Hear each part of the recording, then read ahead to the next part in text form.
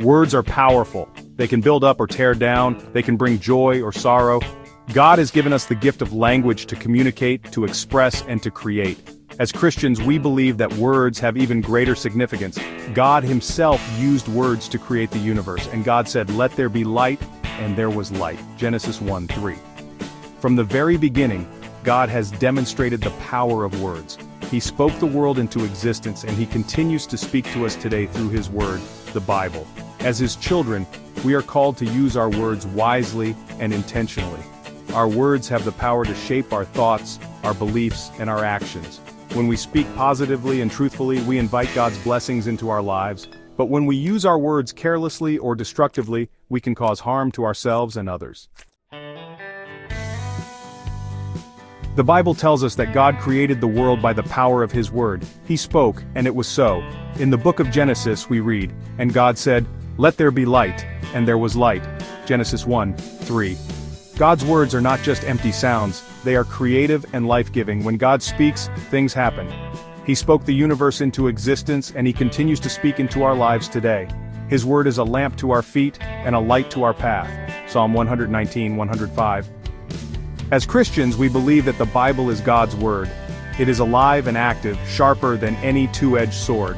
Hebrews 4:12. When we read the Bible, we are hearing God speak to us directly. Jesus, the Son of God, also demonstrated the power of words. He spoke words of healing, forgiveness, and hope. He calmed storms, healed the sick, and even raised the dead with his words. Mark 4:39, Matthew 8:16, John 11:43-44. Jesus' words were not just powerful, they were full of grace and truth. John 1:14. He spoke with authority and compassion, and his words had the power to transform lives. When we speak God's word, we are partnering with him in his work.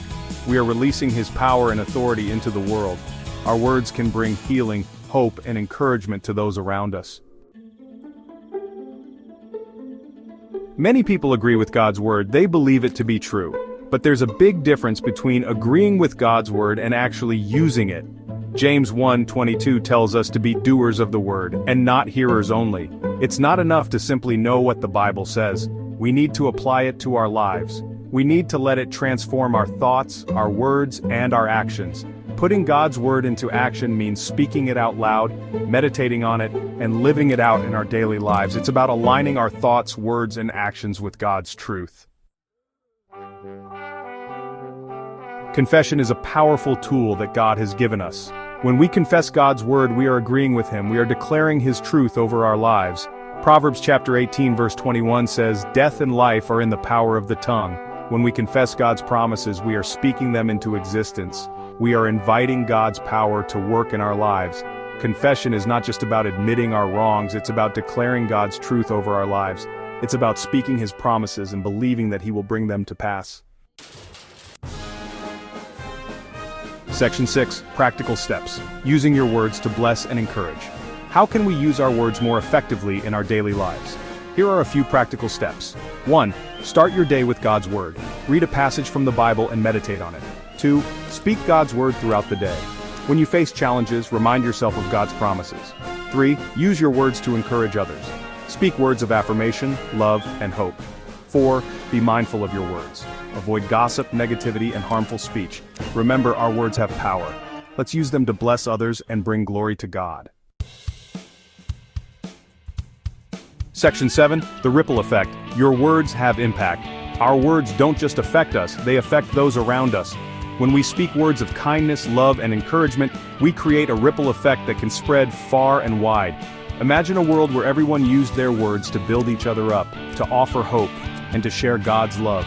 What a different world it would be. Our words have the power to change lives. Let's use them to make a positive difference in the world. Section 8, a call to action. Speak life into your world. We are called to be salt and light in the world. Matthew 5:13-16. Our words should be seasoned with grace and truth, and they should shine brightly in the darkness. Let us choose to speak life into our world. Let us use our words to encourage, to uplift, and to share God's love. Every word we speak is an opportunity to make a difference.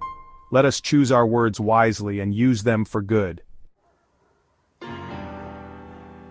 Section 9. Conclusion. the transformative power of words. Words have the power to transform lives. They can bring healing, hope, and encouragement. As Christians, we have been entrusted with the powerful gift of language. Let us use our words wisely and intentionally to bring glory to God and to make a positive difference in the world. Remember, death and life are in the power of the tongue. Proverbs 18:21. Let us choose to speak life,